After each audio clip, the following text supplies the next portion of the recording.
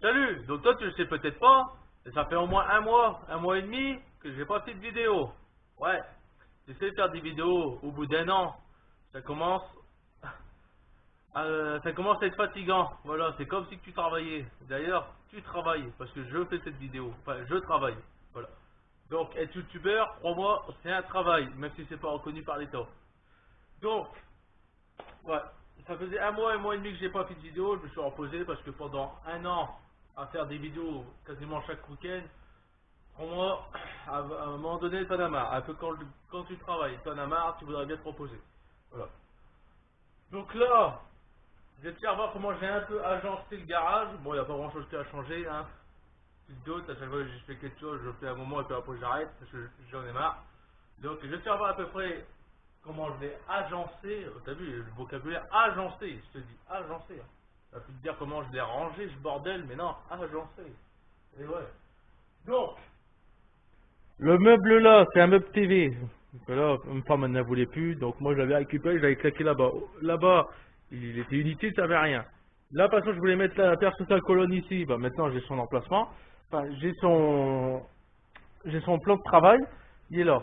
Et, ce qui est bien, là, je peux poser mon casque, mes gants, un peu de visserie, enfin des boîtes où je sais pas où ranger. Une perce sous sa colonne, elle est là. Juste à côté de la prise, qui est très très bien. Voilà. Donc, de toute façon, l'intérieur, il est vide. Il est encore plein. Comment dire?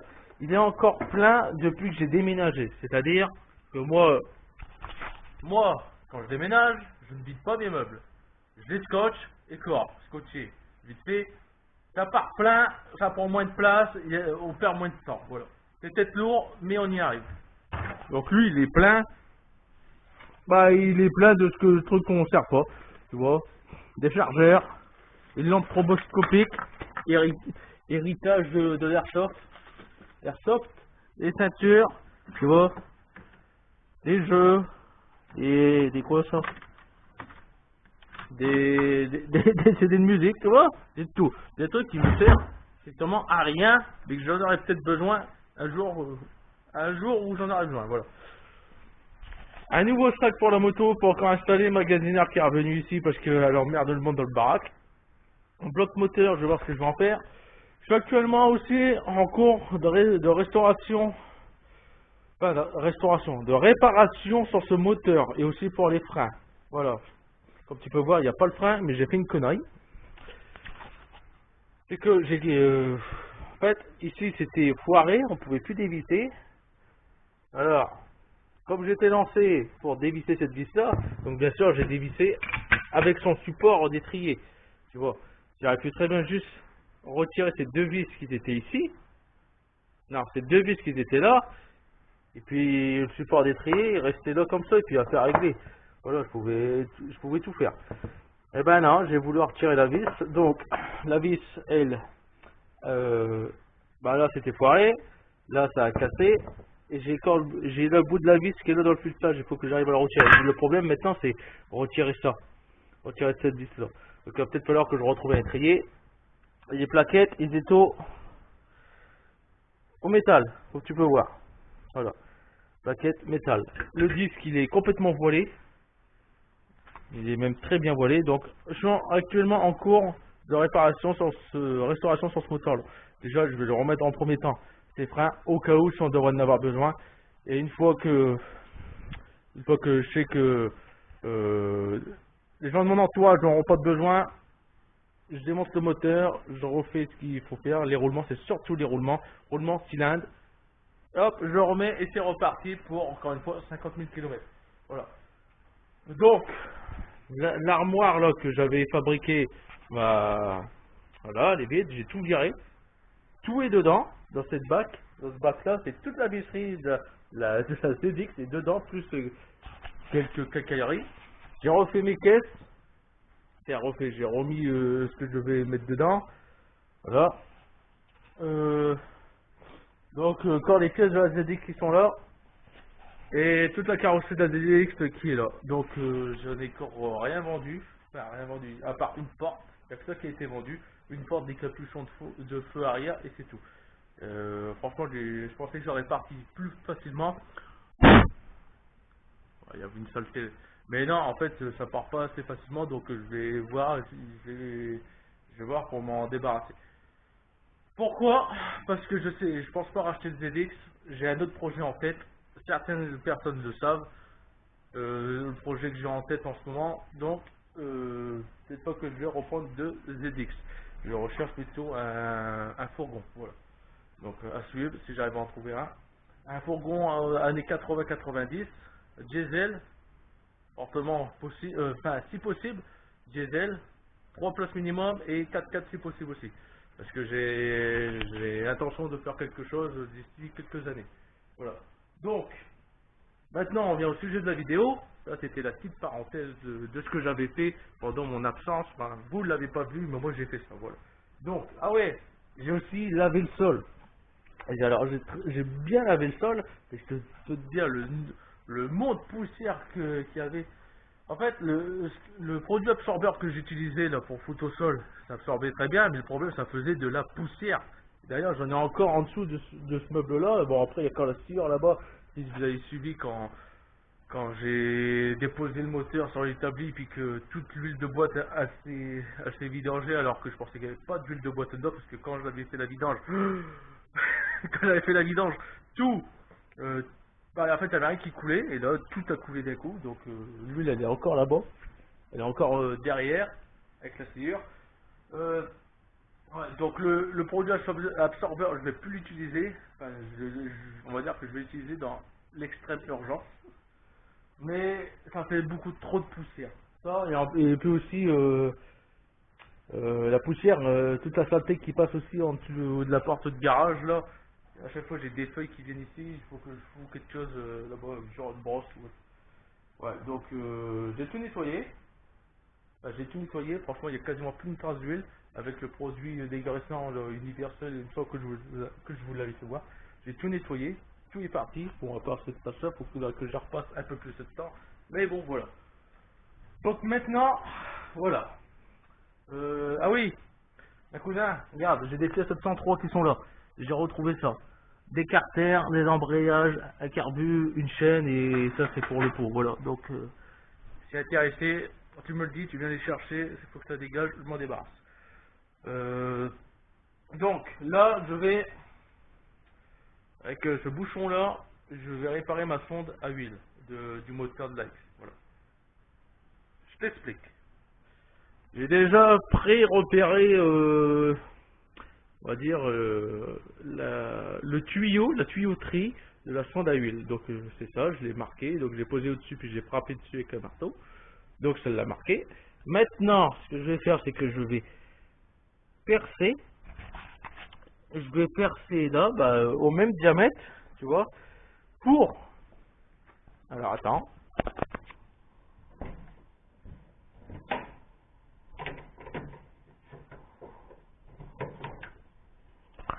Pour qu'il y en a qui se posent la question que quand d'un coup je parle et que je parle plus puis que vous voyez mes deux mains, en fait c'est parce que la caméra est dans ma bouche. Voilà. La caméra est ici. Là. C'est pour ça. Donc, je dis ma sonde à huile, comme tu peux voir, bah, il n'y a plus le plastique, le caoutchouc qui était autour. En plus, celle-ci, c'est une sonde à huile 206. C'est pas exactement la même que celle d'origine, mais c'est une 106. Et le problème, c'est qu'avec les vapeurs d'huile, au lieu de repasser par le reniflard, ouais, c'est ça, le reniflard d'huile, puis d'être rebrûlé et tout ça dans l'admission. D'ailleurs, c'est ça qui encrasse vos soupapes d'admission, c'est parce que les vapeurs d'huile, ils remontent là. Bah, ils sont là et puis après ils viennent se bloquer dans l'admission. C'est ça qui fait un encrassement des pots, surtout à l'admission. Donc tu veux pas avoir de problème d'encrassement à l'admission, c'est pas de souci. Il n'y a pas de souci, mon frère. Tu retires ça, tu mets ici un filtre, un filtre reniflard. Moi j'avais mis ça une fois sur une Golf 2. Voilà, il faut que ça faisait beau. Bon après, tu vas me dire avant, je n'y connaissais pas grand chose. J'avais mis juste ça, voilà, je l'avais mis. Mais en fait, je me suis rendu compte, c'est pour éviter justement que en fait la vapeur d'huile repart là-dedans et puis encrase tout. Donc en gros, tu veux plus avoir le problème, tu dégages ça, tu fous un filtre reniflard ici et ça va te, bon, l'huile, elle va être ici dans le compartiment moteur, mais la matière, l'huile en lui-même, elle va être filtrée dans le filtre à huile. C'est comme un filtre à air de scooter ou de voiture, c'est exactement la même chose. Et puis ça sera refiltré là. Mais là, le problème que j'ai, c'est que au lieu de repasser ici, bah, comme ça chauffe dans le bac de la carter d'huile, les vapeurs elles remontent ici, et quand je roule, eh ben, les vapeurs, tout ça, ils sont projetés là, et puis bah, c'est pourquoi en fait j'ai ici ça sointe, on dirait que ça sointe, que en fait c'est grand, c'est à cause de l'huile, enfin l'huile vaporisée qui vient se mettre ici, puis avec le vent qui passe bah, dans la calandre, bah, ça souffle, et puis bah, à force, tu vois comme là c'est crade, voilà.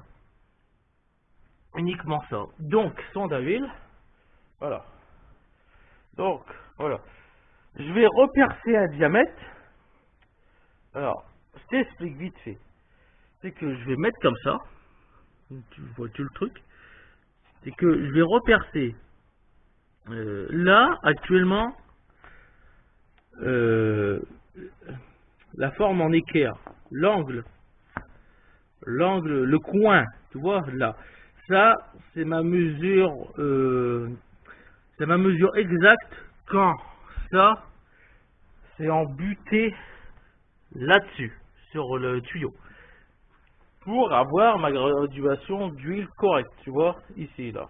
Le premier, et ça, là. Voilà. C'est bon, je vais revenir. Donc, ce que je vais faire, c'est que je pourrais très bien percer, tu vois, percer à un certain niveau, pour rentrer le bouchon là-dedans. Comme ça me fait un bouchon. Faire une petite fente, une petite ouverture pour envoyer en fait la sonde là-dedans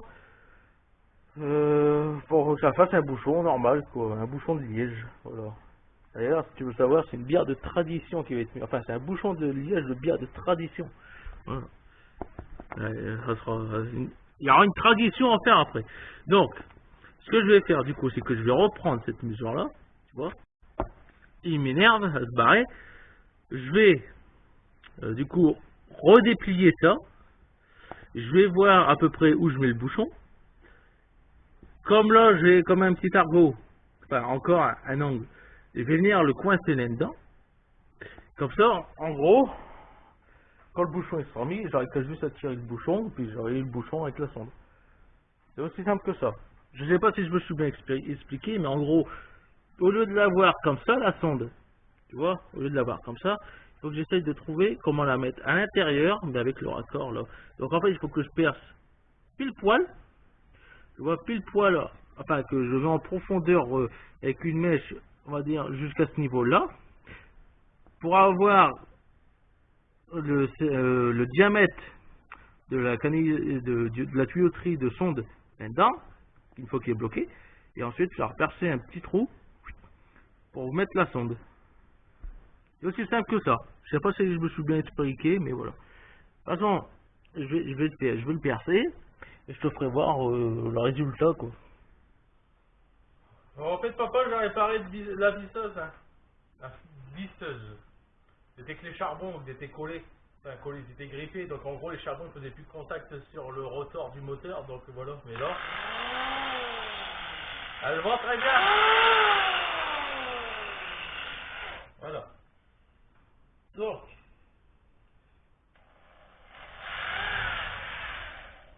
alors je n'aurai qu'un seul essai parce que j'ai qu'un seul bouchon. Voilà. Donc on va baisser.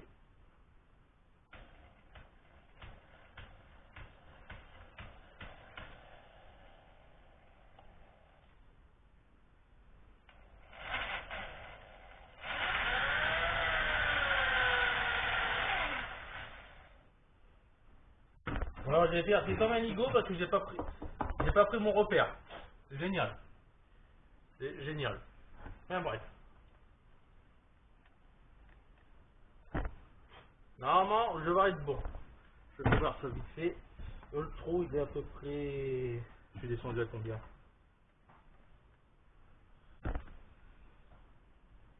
Ouh, bah c'est impeccable, putain. Et quand ça te compte pas dans l'œil, mon gars. Tu vois, mes 3 ans d'apprentissage dans le bâtiment, ça m'a servi. Compte pas dans l'œil, mon gars. je vais arrêter à ce niveau-là. C'est exactement où je voulais. Donc, on va arrêter dans ce niveau-là. On va éviter de faire tomber de la merde dedans. Attends, je vais peut-être le frotter.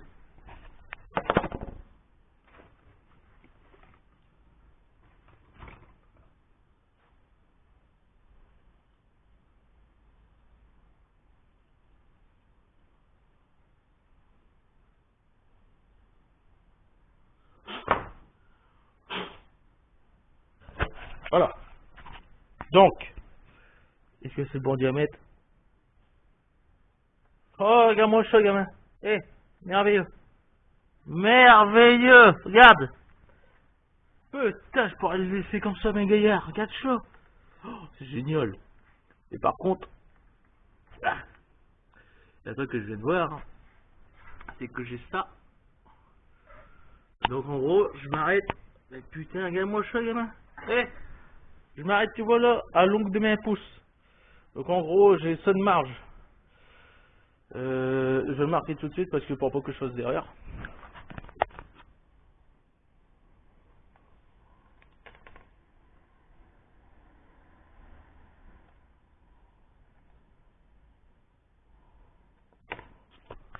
Voilà. En gros, je m'arrête ici. Donc ça c'est ma... Non, c'est pas ma butée. Si. Ah, si. En gros, je vais t'en buter ici. Ce qui veut dire que me sonde à huile, il faut que je la fais ici. Tu vois? Ça, c'est le repère, comme je t'ai dit. Maintenant, je vais faire mes repères aussi sur le tige pour en fait venir décaler ici. C'est aussi simple que ça. Parce que sans mettre trop d'huile dans le moteur, je vais péter le moteur. Voilà. Voilà, c'est pour ça qu'en fait... Donc, je vais prendre en mesure de là à là, déjà pour savoir la même longueur que je dois avoir... Enfin, je vais prendre en mesure de ici à ici, pour savoir combien j'ai, pour avoir la même longueur de sonde, une fois que j'aurai fait mon système. Voilà. Actuellement, comme tu peux voir, on est à 51 cm de sondage. Donc, il va falloir qu'une fois quand je vais remettre tout là-dedans, avec le bouchon du moins, comme je sais que je m'arrête ici, il faut que j'ai 51 cm de sondage. Alors, comment dire, je peux avoir plus de 51 cm de sondage, parce que du coup, le niveau maximum d'huile sera descendu. Donc en gros, je pourrais normalement, comme le niveau de maximum d'huile sera descendu, ce qui veut dire que en gros, la tolérance constructeur ne sera jamais dépassée pour la préconisation de liquide d'huile dans le carter moteur. est-ce que tu as compris ce que j'ai dit? Parce que là, je commence à parler dans des mots complexes. Ouf, laisse tomber. J'ai des illuminations en ce moment. C'est terrible. Mais en gros, c'est ça. Comme le niveau maximum d'huile sera abaissé, automatiquement, je ne pourrai jamais être au-dessus de la valeur constructeur de ce qui préconise de ne pas dépasser. Voilà. Mais par contre, une fois que le niveau d'huile minimum, lui, sera inférieur, ça veut dire que là, je manque déjà beaucoup d'huile de ce que je suis censé avoir. Mais bon, on sait très bien que le niveau correct de l'huile, ce n'est pas là, c'est ici, c'est au centre. C'est au centre, c'est pile poil, voilà.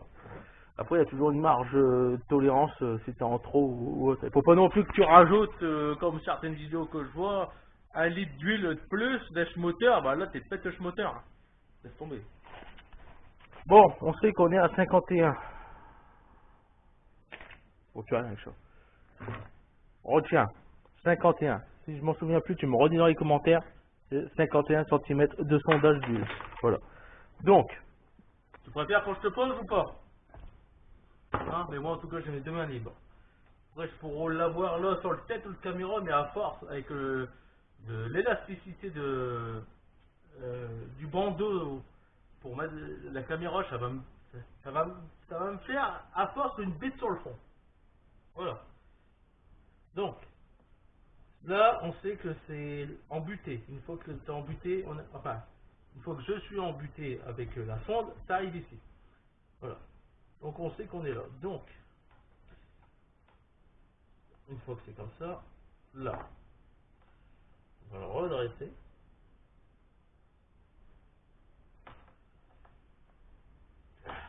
Quelle force inouïe dans les mains.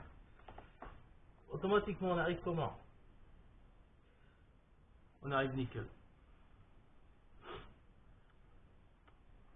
Plus rien à dire, franchement. Je vais pas te dire en jour. Nickel, voilà. Ce que je voulais faire, c'est fait. C'est impeccable. Alors, donc, les 50 cm sont ici, tu vois, de toute façon, c'est là. Ça, c'est l'arête et de butée. Voilà, on arrive ici. Donc, automatiquement, quand je positionne ensemble, ça fait ça. Et qu'est-ce qu'on voit là? La tige qui arrive ici. Putain, et c'est pas merveilleux les enfants, franchement. Allez, laisse tomber. Oh, et moi, je ne sais que te dire. Voilà, en gros, un truc, voilà, voilà, au lieu de racheter une sonde, c'est comme moi, voilà. Ah, qu'est-ce que tu veux que je te dise d'autre? Qu'est-ce que tu veux que je te dise d'autre? Voilà. Bon, ben, il n'y a plus qu'à repercer du coup un trou ici, pour que la tige vienne se bloquer dedans. Et comme ça, bah, après, j'ai plus qu'à coulisser la sonde à l'intérieur. Puis voilà. Ce que je vais faire, c'est que je vais essuyer une sonde avec le siphon dégueulasse. Je vais reprendre mon repère qui est là. Je vais sonder. Je vais regarder où l'huile elle s'arrête. Après, j'aurai fait mon truc. Putain, mon bouchon s'est barré. Ah le bâtard. Voilà. Une fois que j'aurai fait la réparation de ma sonde, je vais ressonder et je vais voir où l'huile elle s'arrête. Si elle s'arrête au même endroit, c'est que je suis bon. Voilà.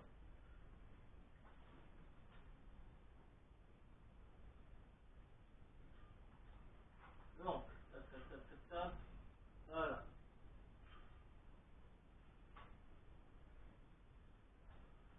Donc, mon huile s'arrête ici.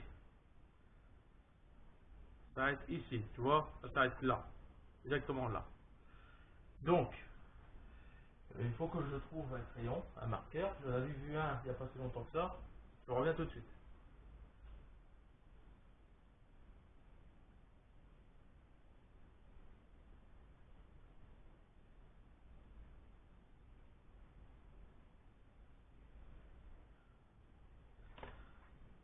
Bon, bah, j'ai plus de marqueur, donc j'ai repris le crayon et ça va, il fonctionne encore. Voilà. J'ai fait mon niveau. L'huile, elle s'est arrêtée ici. Ce qui est très bien. Donc maintenant, je fais ce que je dois faire. Ce que j'ai dit que je devais faire d'ailleurs. Donc, on change de mèche. On en reprend une petite.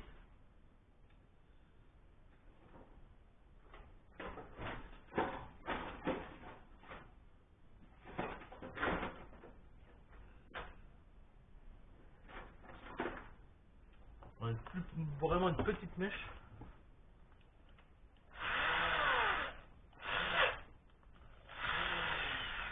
Je vais se les voler. Donc j'espère que c'est comme ça. Ouais. C'est-à-dire qu'on est au centre. Hein.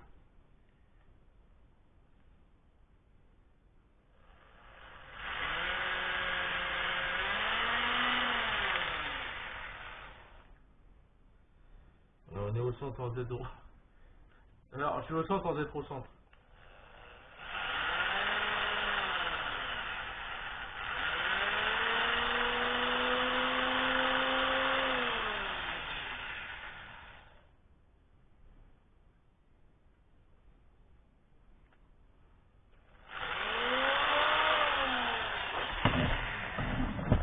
Voilà. Maintenant que j'y suis, on indique le sonde.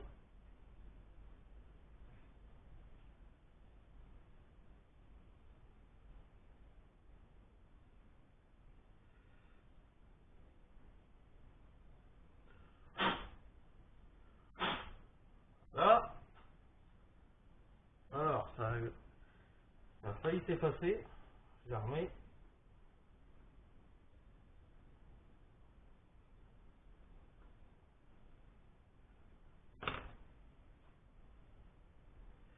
Voilà, à quoi ça donne?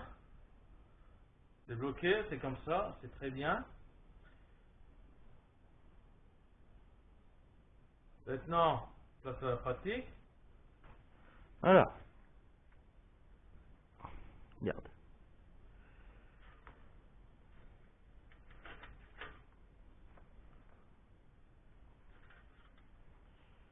Et on est correct. Voilà. On est exactement pareil. Enfin, exactement pareil. On est un peu au-dessus, mais c'est très bien. Voilà. J'aurais peut-être dû nettoyer ma sonde parce que je vois que j'ai des conneries là. Voilà. C'est le bouchon est fait. Bon, après, ce qu'on peut faire, c'est qu'on pourrait mettre de la pâte à joint, tu vois, ici, là, à l'intérieur. Juste là où j'ai pas repercé en gros, avec la mèche du 8, il me semble. Ah, c'est pas du 8, ça doit être du 10. Pour en fait bloquer le bouchon de liège avec la sonde. C'est juste pour ça. Hein, franchement, qu'est-ce que t'en penses de tout ça? N'est pas une bonne idée, franchement, de faire ça?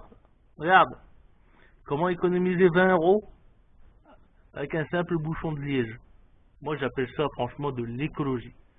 Du recyclage. Voilà. Du recyclage. C'est de l'écologie. Bordel. D'où, je te rappelle, mon étiquette. Je roule propre. Voilà. Je le rappelle, au cas où si tu n'avais pas suivi, c'est de l'écologie, franchement. J'ai rechauffé une AX, donc j'ai pas fait recréer une voiture en plus, donc des matériaux, tout ça, creuser la terre, gaspillage d'énergie, tout ça. J'ai réparé le moteur, donc réutilisé, donc écologie, recyclage. Je l'ai recyclé. Je viens de recycler les bouchons de liège, encore une fois. Et franchement, si moi je suis pas écolo, franchement, si je ne suis pas écolo, voyons. Voilà. Et en plus d'être écolo, le moteur chauffe moins. Parce que j'ai dégagé leur putain d'arrivée d'air chaud, qui est reparti dans l'admission, donc perte de puissance, et le moteur est chauffé plus. Je l'ai dégagé. Ici, j'avais, vous vous rappelez ici, l'arrivée d'air qui est partie ici. Voilà. Je l'ai dégagé. Et ce que j'ai mis à la place, c'est que j'ai foutu ça avec une boute directe. Oui, il y en a, ils vont me dire là, il y en a, ils vont se foutre de ma gueule, parce que j'ai ça, j'ai une hélice. Mais, dis-toi que cette hélice-là, en fait, elle sert juste, normalement, à faire tourner l'air. Voilà, juste tourner l'air pour avoir un meilleur mélange là-bas. Mais bon, on va dire que ça sert à rien, parce que je l'ai retrouvé, comme j'ai fait du rangement. Mais, arrivé ici dans la boîte à air, le filtre, en fait, le rebouche. Enfin, le rebouche. Et le placon dedans, hop, c'est aspiré. En fait, c'est juste aspiré et ça tournoie pas. Normalement, le mieux, ça serait d'être juste au-dessus de ça. Pour dire qu'en fait, l'air, elle tourne, elle fait comme un siphon, et puis meilleur mélange air-essence, voilà. Mais bon, j'ai mis ça. Je vais voir par la suite si ça fait quelque chose ou non. Il y a eu des tests sur ça disant que tu perdais de la puissance, mais moi je vais essayer. Vu que là j'ai dégagé l'arrivée d'air chaud et l'air qui était juste l'air chaud qui était aspiré par le moteur, j'ai mis ça. Normalement je voulais mettre ici la durée qui repartait vers le bas pour éviter d'avoir contact avec l'air chaud, mais je suis bloqué avec cette durée d'eau et le radiateur. Voilà. Et ce que je voulais faire ici, mettre une trappe ici, en fait je peux pas, j'ai oublié de calculer le radiateur. Donc pour moi c'est comme ça tient très bien. Ceux qui vous foutent de ma gueule, allez-y en commentaire, foutez-vous de ma gueule pour ça, mais bon, moi j'appelle ça de l'écologie. Enfin, l'écologie pour ce que j'ai fait, pas pour cette installation à la mission.